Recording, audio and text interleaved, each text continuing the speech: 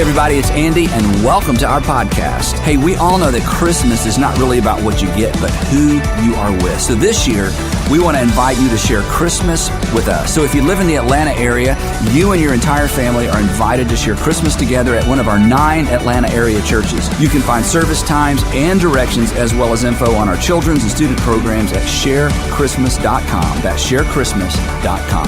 Now, if you're not able to make it to one of our locations, you can still share Christmas with us by joining us online, downloading our app, listening to the podcast, or subscribing to our YouTube channel. These channels also make it super easy to share Christmas with a friend. Well, as always, I hope the following presentation inspires you to take your next step in your faith journey.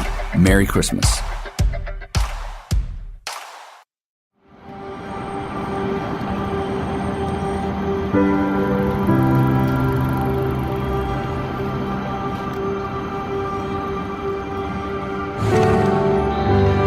What do you wonder? That's good. I thought it was going to be super specific, and I was going to be way not ready to answer. That's a good question. What do I wonder? I consider myself a really curious person. I like learning things. I just went back to school actually for that reason. I wonder about like the seasons and how like the trees can like change colors. I wonder how things work a lot of times. Wondering in a way that brings me a sense of awe is something that also brings me a lot of joy. I think I wonder about religion. I wonder how we can hear God. When I wonder about God, I wonder if we would laugh together, if we would sing or tell jokes, and just kind of what our interaction would be when we first meet each other.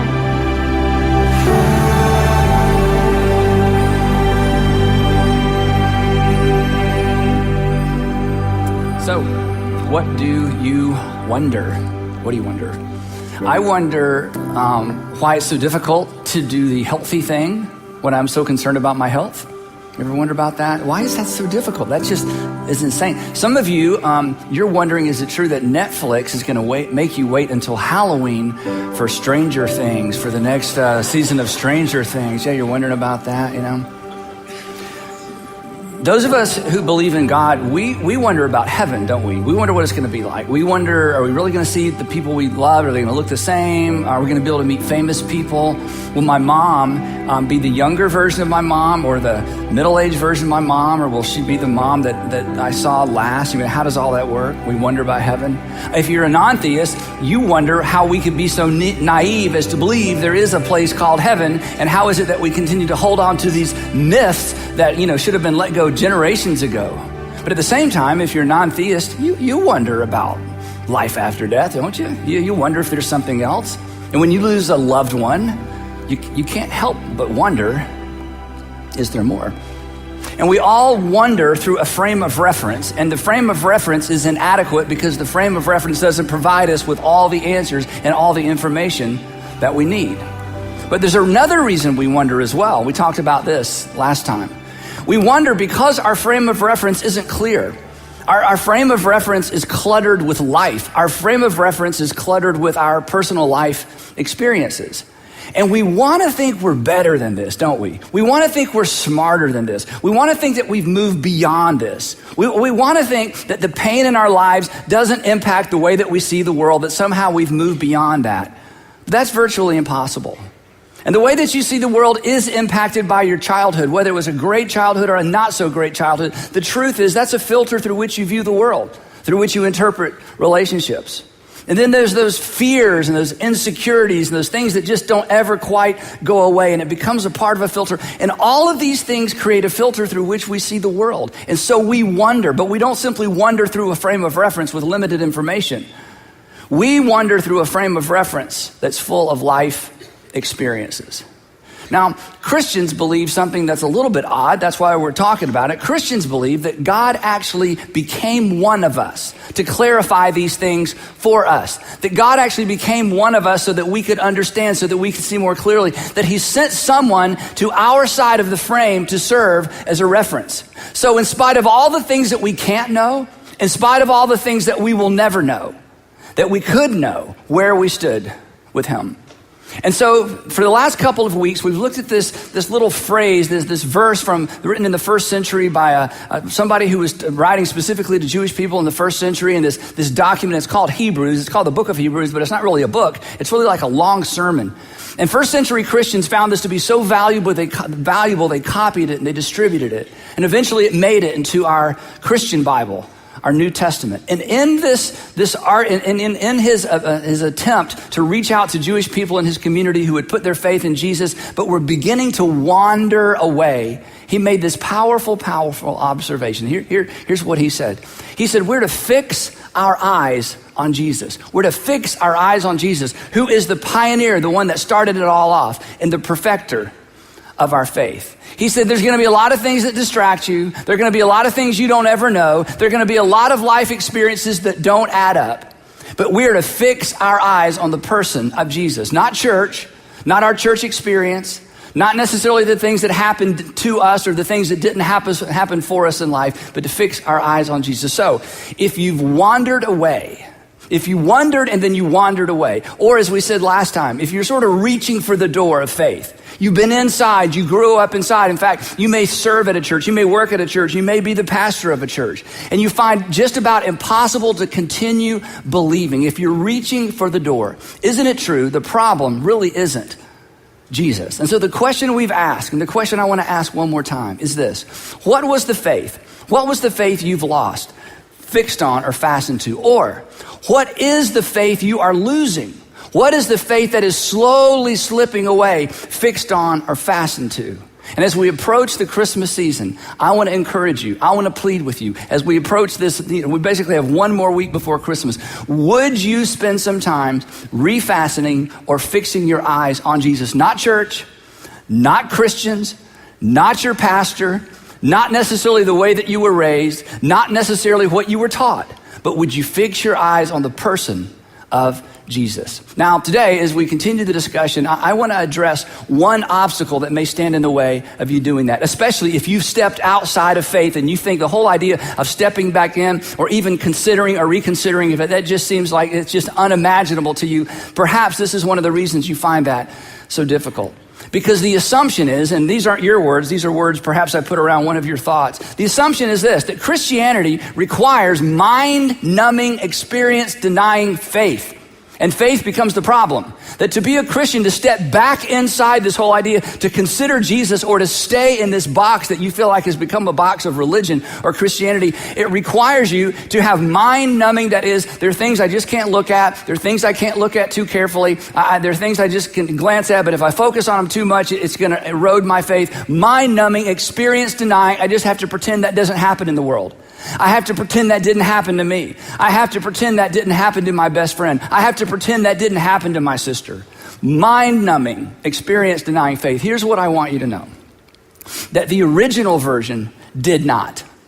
That Jesus' original followers did not pretend things were better than they were. And Jesus' original followers were never asked by Jesus not to look, to pretend, or just to believe in belief. In fact, last week, if you were here in part 2 of this series, Jesus actually said to his followers, he said, guys, if you're having a hard time believing me, then don't believe me. Believe based on what you've seen. Believe based on what you've experienced. Believe based on the works themselves. And the reason this is so confusing sometimes, and the reason sometimes the assumption is that in order to follow Jesus or to fix our eyes on Jesus, we just can't look too carefully at the reality of the world around us, is because there's so much misunderstanding about this word faith. So today I want to talk specifically about this. And the reason it's so confusing, I'll own this, is because guys like me, men and women like me, pastors and church leaders, have made faith complicated and they've made faith confusing. And by creating confusion around faith, we are responsible for causing some people to wander away from the faith. And I think the church oftentimes is responsible for causing some people to never even consider faith. So what is faith? And what's the role, especially as it relates to Christianity? So a couple of things it's not. First, because perhaps you heard this growing up, faith is not some sort of force and it's not some sort of power. Faith isn't some sort of invisible lasso that we get around God's neck. And if we have enough faith, and if enough people have enough faith, we can get God to do things that God wasn't planning on doing. And perhaps the church that you were raised in taught that. And perhaps that's one of the reasons you walked away, because you believed and believed and believed, and you prayed and you prayed and you prayed, and the pastor came over and prayed for your mom or for your sister or came to the hospital, and everybody prayed and everybody believed and everybody had extraordinary faith. And they prayed powerful prayers, loud prayers. And God didn't answer them. And so as God didn't answer your prayers, you begin to wonder, is there a God that can be trusted? Is there a God at all? That faith is not a power or a force we tap into. Do you know what that is? That's called magic. That's called paganism. That is not Christian or Jewish faith. And faith is not a formula. Faith is not something you have to figure out. There's not a pen code. There's not a code that somebody, you get the code and then God starts spitting stuff out. If you figure this out, it's not something that's deep and only deep people understand it, and you've got to listen a long time and attend a long time and, stand a certain way or kneel a certain way. It's not complicated. It's not something you figure out. It's not a formula. In fact, the author of Hebrews, the very person that has invited you and invited me to fix our eyes on Jesus and to unfix our eyes on everything else, actually gives us the definition for faith. Now, here's the amazing thing. Many of us who grew up in church have actually heard what I'm about to explain or hear the verses I'm about to teach taught before. And this is the most amazing and confusing thing to me. I've heard pastors teach what I'm about to teach or teach the verses I'm about to teach. And the goal of the author of Hebrews is to make faith clear and understandable. And by the time they finish talking about what the author of Hebrews wrote, it is less clear and it is more confusing. And they actually use these verses to convince people that faith is something very different than what the author of Hebrews says it is. And the author of Hebrews says that faith is simple and faith is central. But here's the big deal. Faith is not the reason we follow Jesus. Here's what he writes. He says this. Now faith is, so he's about to give us a definition. Now he's a Jewish man, probably a Jewish man writing to a Jewish Christian audience. And so this is the Jewish and the Christian understanding of what faith is. Now faith is, here it is. Now faith is confidence in what we hope for. Now he's introduced another word. Now what is hope? Hope is wanting something to be with no guarantee. That's what hope is. Wanting something to be, but there's no guarantee. You hope to get a raise. You hope to get a bonus. You hope to get married. Heck, you hope to get a date, right? So faith happens, this is important. Faith happens, or faith is developed, or suddenly there's faith. Faith happens when hope so becomes confident something will be so. That faith becomes a reality when hope so moves to confidence that something will be so. But that leads us to another question, and that's this. What makes us confident hope so will be so? In other words, what has to happen for a hope so to be a be so? What has to happen inside us or around us so that something we hope will happen, suddenly we have absolute confidence that it absolutely will happen? So the author of Hebrews then basically makes the same statement a second way. He says this. Now faith is confidence in what we hope for, and it's assurance about what we do not see. So once again, we're asking this question. Okay, I believe what you're saying, but how do we get from hope so to assurance? How do we get from I don't see it, but I'm absolutely sure I'm going to see it? And the answer is so simple, he doesn't even give us the answer because everybody knows the answer to this question. Let me help you, surface the answer for yourself. How will you know that you got the raise? When your boss walks in the office and says, I bet you've been hoping for a raise. The good news is I'm giving you a raise. And when your boss promises you a raise, hope goes to faith. You go home and you don't say, honey, I hope I'm getting a raise. You don't say to your roommate, good news, I hope I'm getting a raise. No, you go home to your roommate or your spouse and you say, I know for certain I'm getting a raise. How do you know? My boss told me so. He or she promised me so. The reason you know you're going to get a bonus is because somebody tells you you're going to get a bonus. And once they tell you, once they confirm it, then hope becomes faith. Suddenly there's the assurance that something's actually going to happen. There has to be a promise. You hope she'll go out with you. You hope and hope and hope. And suddenly you get that text. Sounds great. 7:30 works for me. Now hope so to believe so. And you go home and say, she said yes. He said yes. So this is so clear. This is so simple. And I don't know why Christians make it so complicated and pastors make it so complicated. But as we're going to see, this is one of the reasons for many people it's difficult to stay inside of faith. And it's so difficult sometimes to get people to reconsider faith because of the way the church has talked about faith. So let's go back to the text. So faith is confidence that God is and will do what he promised to do. This is basically the working definition of faith. That faith is confidence that God is and he'll do what he promised to do. Now, this is very important for our discussion. We do not believe that God is because of faith. And we do not believe that God keeps God's promises because of faith. Faith is confidence that God is. And the reason we believe God is not because of faith.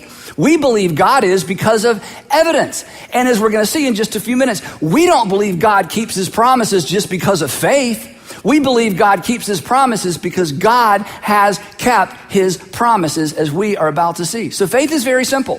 Faith is simply God with confidence that God is and that he will do what he has promised to do. So back to our text. Here's what the author says. Now, faith is confidence in what we hope for, and it's assurance about what we do not see. And everybody reading this is like, that's exactly right. And you get the assurance once you get the promise. We know that. This, the author continues, this kind of faith, and then he gives us a whole bunch of illustrations. This is what the ancients were commended for. Now, if you read this text by yourself, and it's a powerful text, at this point, the author goes into a long list of what we're going to call the heroes of Judaism, or he calls them the ancients. And these were Jewish people reading this, so they knew all of these stories. So instead of teasing out all these stories, he just goes right through this list of people, some we've heard of and some we've not. And then for all of them, he says, that by faith, by faith, by faith, by faith, by faith. And what does he say? He says each of these people were given a promise and they lived as if God existed and that God would keep that promise. That's what it means to live by faith. One of the ones he talks about is somebody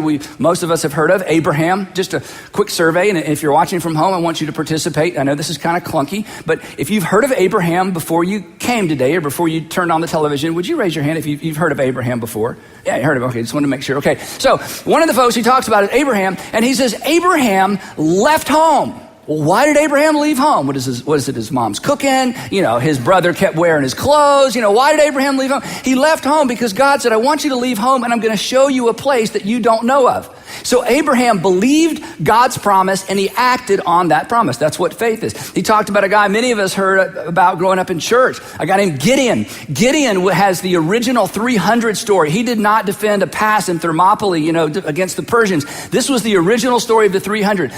Gideon, with 300 men about 1,000 years before the Greeks and the Persians were at war with each other, Gideon took 300 men and in the middle of the night charged down into a valley filled with Midianites. It was about a 200-to-1 ratio. And he routed this army and delivered his nation. And do you know why he charged down into this valley against a foe he was so outnumbered it was ridiculous? Well, it wasn't because he wanted people to write great songs about him. It wasn't because he was crazy. It's because God said, Gideon, this is what I want you to do, and I promise you will be victorious. And Gideon acted on God's promise. That's what it means to live by faith. Then most of us, probably all of us have heard of Moses. Moses left Egypt as a fugitive. Moses left Egypt with a price on his head. And we all know the story. Moses went back to Egypt.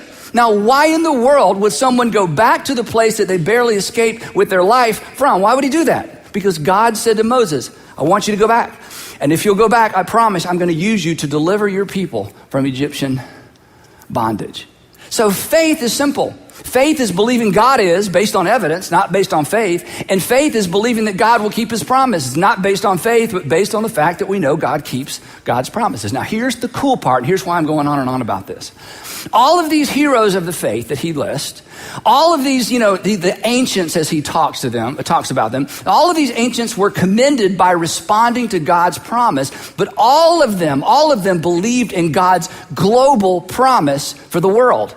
Because God spoke to Abraham about 2,000 years before Jesus shows up. This is amazing. About 2,000 years before Jesus shows up, God speaks to Abraham, and God made Abraham a promise. And all of these characters in the Jewish scripture, they knew God's promise to Abraham, and they lived their lives not only in light of God's personal promise to them, they meant to live their lives in light of God's global promise to the world. And here's what God said to Abraham about 2,000 years before the time of Jesus. This is amazing. He said, talking to Abraham, I will make you into a great nation. Now let me ask you a question. Okay, this is a Bible question, but everybody knows the answer.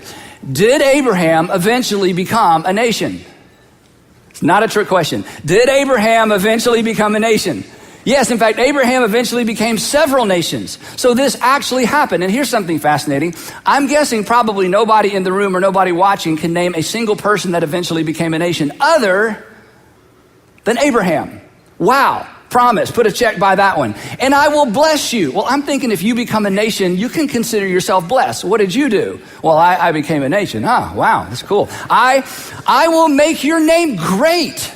This is why I asked you to raise your hand a minute ago. I will make your name great. 4,000 years ago, God tells a guy out in the desert, I'm going to make your name great. 4,000 years later, halfway around the world, just about everybody in this room and watching knows who Abraham is. I think God made Abraham's name great. You knew his name before you got here. Wow. Yeah, and that's just the warm-up act. I mean, he hasn't even got to the big one yet. This is the one that all the ancients lived in light of. I will make your name great, and you will be a blessing. Oh, what does that mean? And then you ready? This is phenomenal. And all peoples on earth will be blessed through you. Now, when God made this promise to Abraham, this didn't make any sense because people didn't bless people. Tribes didn't bless tribes. Nations didn't bless nations. Not only did nations not bless other nations, nations conquered, pillaged, and enslaved other nations. That's what you did to your neighbors. You took everything that had a value so you'd have more value, right? That's what you did. And God says, no, something new is going to happen. And Abraham, I'm going to turn you into a nation. And your nation is not simply going to bless the surrounding tribes and families. Your nation is going to bless the entire earth. And my friends, that's the story of Christmas. Jesus being born onto this planet in the little town of Bethlehem was the fulfillment of a promise made 2,000 years ago. And all over the world today, people are gathering in the name of Jesus. And Jesus followers consider themselves blessed. God fulfilled this promise to Abraham. Now, back to the author of Hebrews. Here's what he says about this, because again, this is during the time right after Jesus had been crucified and rose from the dead. Here's what he said about these ancient Jewish people that were looking forward to this promise. All these people, talking about, everybody after Abraham, all the way up through the Old Testament, all of these people were still living by faith. This is such a cool phrase. All of these people were still living by faith when they died.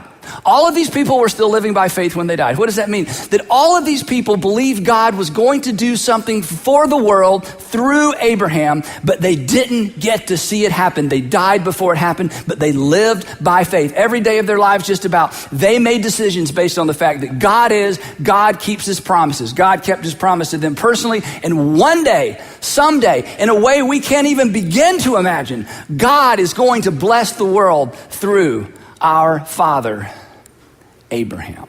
Now, switching gears a little bit. Here's the reason this is so important as we approach Christmas.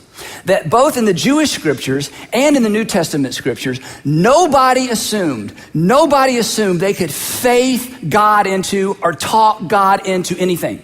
Nobody used faith as magic. Nobody used faith as leverage. People believed that God was God and that God could not be manipulated, that God was to be worshiped, but God could be trusted. That's the definition. That was the working definition of faith, that God is who God says he is. God keeps his promises. And the people in the Jewish scripture and the Christian scripture, they just lived their lives in light of that. In fact, one of my favorite little instances in the life of Jesus, now fast forwarding a little bit from the time of Abraham, Jesus is going along with his guys, and the scripture tells us, and we can't imagine this, that a man covered in leprosy, and probably none of us have actually seen someone with leprosy. Maybe a few of you have traveled to certain parts of the world. But a man covered in leprosy, this is a man who has no family, has no life, who has to warn people when he's close by. People were scared to death of this horrible disease. A man covered with leprosy approaches Jesus, which was so difficult for him to do. And he falls down at Jesus' feet. And he makes this statement, and I just think this is so precious. This is so powerful. This is an example of perfect faith. You ready? Here's what he said. Lord, which was a title of respect. Lord, if you are willing, you can make me clean. Not, Lord, I believe you will, I believe you will, I believe you will, I believe you will. My friends are back home praying, we believe you will, we believe you will. No, that's presumption. Lord, I have perfect faith don't miss this. I have perfect faith that if you are willing, you can. And why would a leper be absolutely confident that Jesus could heal him? And the answer is because he knew Jesus had healed other people. He did not go to Jesus because of faith. He went to Jesus because of evidence and because of what he'd seen, because of what he heard. He was absolutely confident that Jesus could do for him what he needed done. And I love what Jesus says. I love this. Jesus reached out his hand. Jesus reached out his hand and touched the man. This drove religious leaders crazy. You are not supposed to touch unclean things. And the amazing thing in the New Testament is this, that when Jesus touched unclean people, Jesus didn't acquire their disease. The opposite happened. They were healed. Jesus reached out and touched the man, and I love this, and he said, I am willing. In other words, that's all the faith I'm looking for. Not faith that you know I will, simply faith that you know I can. That is Jewish. That is Christian faith. Now, the problem is, if you're raised like a lot of people, you are not taught this definition of faith. You were taught that faith is more like a force, it's a power, it's some way you get God to do something. I mean, it's kind of spooky and maybe some crazy things happen in your church. And people resist this simple definition of faith. And I'll tell you why they resist it. And I'll tell you why preachers resist it. And I'll tell you why Christians resist it sometimes. Because it leaves God in control. So I have some good news for you. God is in control. And I'm so glad God did not listen to or answer my 16-year-old prayers. I would have had a Porsche. That would have been the end of me, right? And aren't you glad God didn't listen to some of your prayers? But at the same time, the reason you walked away is because God didn't answer some legitimate prayers. Isn't that right? The problem with this view of faith is that it leaves God in control. But like the pagans of old times, we want the gods to do our bidding.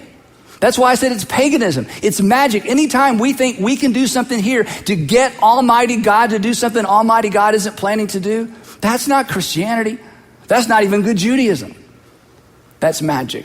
And then, when God doesn't answer our prayer, when God doesn't come through, when things don't work out the way we were told it'll work out, if we had enough faith, if we prayed hard enough, if we were good little girls and boys, we lose faith.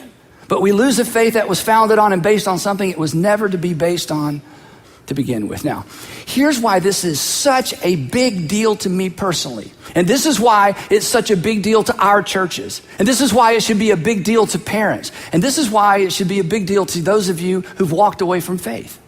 A generation, an entire generation is abandoning faith because the church, and people like me, but because the church has signed God's name to promises God never made. So no wonder your faith fell apart. No wonder the whole thing crumbled. No wonder you couldn't maintain confidence in God. You were holding God accountable, or people taught you to hold God accountable to things God never promised to do. So if you grew up with vending machine God, the vending machine version of God, if you put in enough money and you put in enough time, you put in enough camps, you put in enough prayer, you put in enough Bible reading, something good's going to come out. Or if you were raised on the bad things never happen to good people, version of faith, of course you lost faith. That's not even Christian faith. That has nothing to do with the foundation of our faith. God never promised any of those things. But here's the fabulous news. God did not demonstrate his love for you. And God did not demonstrate his concern for you by promising nothing bad would happen. He did not demonstrate his love and concern for you by promising that every illness would be healed.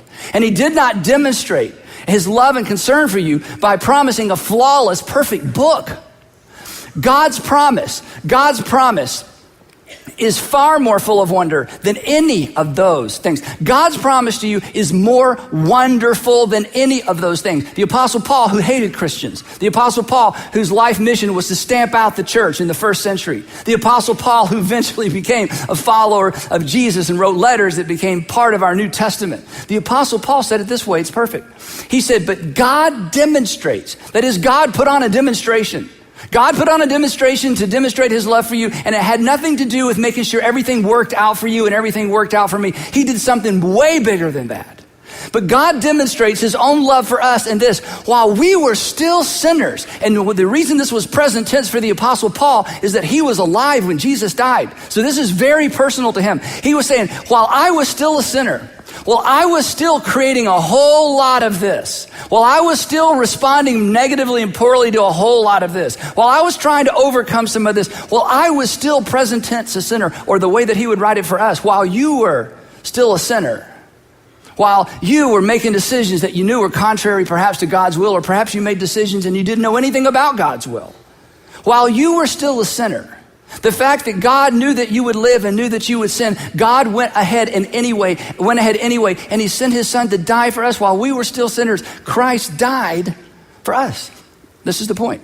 The trustworthiness, the wonderfulness, the trustworthiness, the wonderfulness of God was settled at the cross, not at an answered prayer. He came to our side of the window so that the one thing we would never have to worry about and wonder about was his love for us. Now, that's the message. That's the gospel. That's the point. That's the invitation. That's why, regardless of what you've believed and regardless of what happened, there's always a time, and it's always appropriate for you to unfocus on some things, and maybe some things that happened or didn't happen or you were promised that didn't come true, and to refocus your attention on Jesus. This is the wonder that we should never ever lose. The wonder demonstrated at the cross, the wonder of his love. And here's the reason I just want to be as emphatic as I possibly can. The ancients, they looked forward and believed. We are on the other side of God fulfilling the big one, of God fulfilling the extraordinary one, the God fulfilling his promise to Abraham, that I'm going to bless the nations through you, Abraham. And we are on the other side of that. And it is undeniable. It is unmistakably true. The evidence is not just built up and mounted. The evidence is overwhelming. God kept that promise. That's why 1/3 of the world's population actually believes that Jesus is divine and came from God. This is exactly what God promised would happen to Abraham and through Abraham. He kept his promise to the world, and he kept his promise to you. So all of us, whether you're inside, outside, all of us, whether you're on the outside and wishing there was a way to get back in, whether you're on the inside and leaning out, all of us have been invited to do the one thing we should always do, to simply fix our eyes on Jesus. Not because of faith, because he has provided us with enough evidence to believe, while our minds continue to catch up with the wonder of this world, the wonder of creation. There will be a lot of things we don't ever know, but where we stand with God is something we never have to wonder about. Fun fact, while I've been talking, while we've been together here, while you've been watching, did you know that your body killed off over 2.8 billion cells? You know that? Did you know that while I was talking, not only did your body, we changed the subject. Yeah, did you know that not only did your body kill, over 2.8 billion cells, did you know that some healthy ones divided and replaced most of those cells? And you know what's amazing? With no conscious effort on your part. That, and things like that, should fill you with wonder. So here's the question. Last time I'm going to get to ask it for a while. What do you wonder? What do you wonder? And with all that we don't know, and with all that we will never know, 2,000 years ago, a little light broke through in the little town of Bethlehem. In a world yet to make the connection between germs and disease, God spoke in terms that all of us in every single generation could understand. He showed up on our side of the frame to serve as a reference. He showed up on our side to demonstrate that he was in fact on our side. And I love this text, and I know I've read it to you before, but I just love it because of who wrote it. John, Matthew, Mark, Luke, John.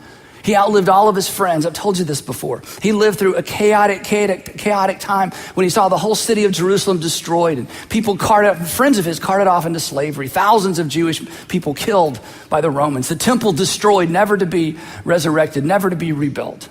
And yet with all that bloodshed, with all that terror, with all that experience, John, not looking back on his religious experience, not looking back on his schooling, not looking back on his sin, looking back at his time with Jesus, concluded this. In him, in spite of everything going on around, in him was life.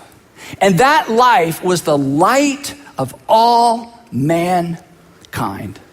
And the light shines, and this was so literal for him. The light shines in the darkness, and the world was so dark. And the darkness has not overcome or overwhelmed it. It didn't then, and it hasn't now. So, if you've wondered, and then because of some of this, you wandered, here's the last thing I would ask you to ponder. There will always be things that you wonder about. But God's love for you should never, ever be one of those things. And it won't be if you'll take your eyes off the people, the institutions, the hurt, and the broken promises. The things that have caused you over time to lose faith. And if you will fix your eyes on Jesus and the wonder of his love for you. Well, thanks for listening. And again, if you'd like to share Christmas with us, we would love for you to come to one of our weekend gatherings throughout December. You can find service times and directions as well as info on our children's and student programs at sharechristmas.com. That's sharechristmas.com.